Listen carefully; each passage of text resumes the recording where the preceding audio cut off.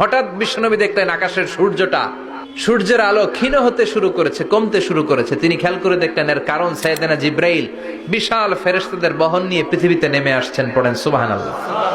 এসে বললেন, ইয়া রাসূলুল্লাহ, আমি 1,40,000 ফেরেশতা নিয়ে নেমে এসেছি। আপনি কি জানেন না, ঠিক একটু আগে মদিনাতে আপনার এক প্রিয় সাহাবা, তার নাম হচ্ছে মুআবিয়া ইবনে মুআবিয়া আল মুজানি, একটু আগে শেষ নিঃশ্বাস ত্যাগ করেছে।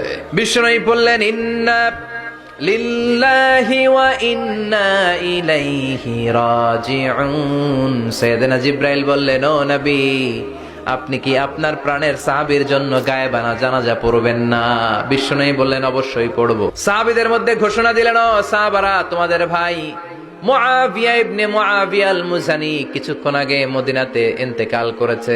সবাই বাইরে বের হয়ে আসো, এই মাত্র আমরা, এই মুহূর্তে আমরা গায়েবানা জানাজা পড়ব। বিশ্বনবী প্রথম কাতারে দাঁড়ালেন, হাজার হাজার সাহাবারা লাইন ধরে দাঁড়ালো।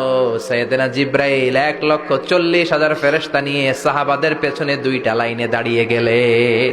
প্রথম লাইনে 70,000, দ্বিতীয় লাইনে আরো 70,000, 1,40,000 ফেরেশতাদের বহর। আর সাহাবারা মিলে আল্লাহু আকবার বলে গায়েবানা জানাজা শুরু করলেন। নামাজ শেষ। বিশ্বনবী তো অবাক, ঘটনা কি? কোন সাহাবীর গায়েবানা জানাজায় তো ফেরেশতা নামে না আকাশের উপর থেকে। বিশ্বনবী জিজ্ঞেস করলেন, জিব্রাইল, কোন সাহাবীর গায়েবানা জানাজায় তোমরা আকাশ থেকে এত ফেরেশতার বহর নিয়ে নামো নাই? কি এমন আমল করেছে আমার মুআবিয়া? কি এমন ভালো গুণ ছিল, ভালো আমল ছিল, যার কারণে আরশের উপরে তার এত সম্মান?